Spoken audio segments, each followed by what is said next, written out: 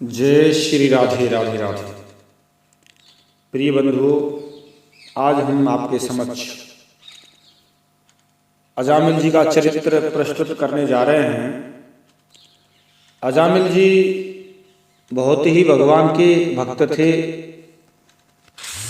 बड़े सुंदर भाव थे, बहुत ही प्रचंड भक्ति करते थे, सदाचारी थे, विनयी थे, जितेंद्रिय थे, सत्यनिष्ठ थे। भक्त के संग में रहने से अजामिल जी भक्त बन गए थे। बहुत ही अच्छे गुण थे उनके अंदर। लेकिन एक समय की बात है, अपने पिता के कहने के अनुसार वो जंगल में गए, फल फूल और समिधा कुछ लेने के लिए, और लौटते समय उन्होंने देखा कि एक शूद्र एक वैश्या के साथ में नशे में मस्त होकर विहार कर रहा है। साथियों, कोई भी व्यक्ति किसी चीज को गुण को देखता है तो उसके अंदर गुण उत्पन्न हो जाता है। कोई व्यक्ति फल को देखेगा तो फल को अनेका गुण उत्पन्न हो जाएगा, स्त्री को देखेगा तो स्त्री का गुण उत्पन्न हो जाएगा।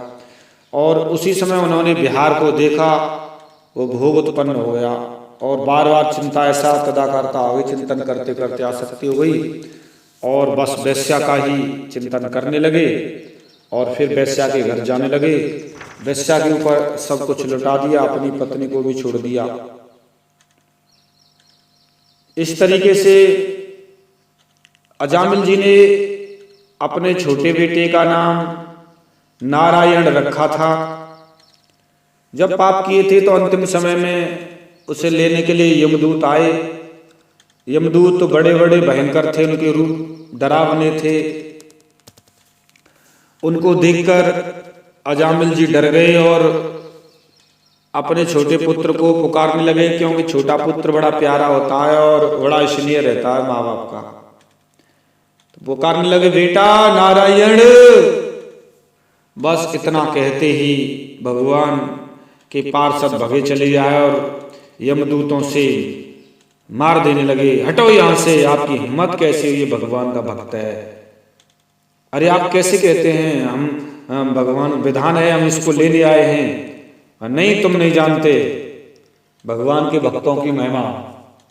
एक नाम लेने से ही भगवान का भक्त सारी दुनिया से मुक्त हो जाता है। यमदूतो, तुम नहीं जानते, इसने कोटि कोटि जन्मों का पाप राशि का, अनंत पापों का प्रायश्चित कर लिया है। इसके एक नाम लेने से ही सारे पाप नष्ट हो गए हैं,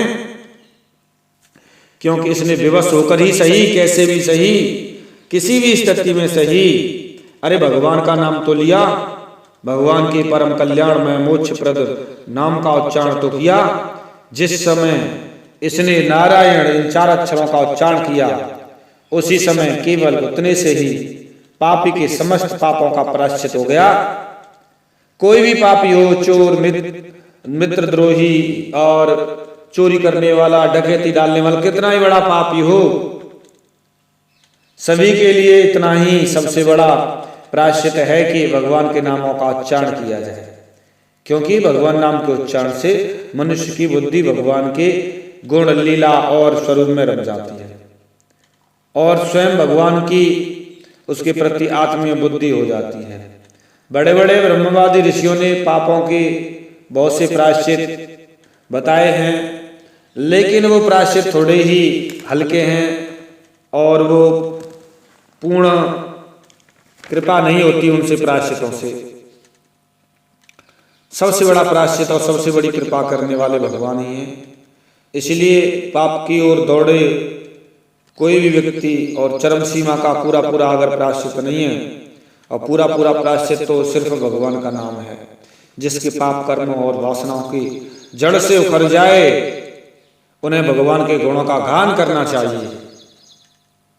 मुक्त होने के लिए, पापों का प्रायश्चित करने के लिए, जड़ से उखाड़ने के लिए, पापों की जड़ पाप प्रायश्चित करने के लिए, वासनाओं का भगवान का नाम लेना चाहिए, भजन कीर्तन भक्ति करनी चाहिए, शुद्ध हृदय हो जाता है।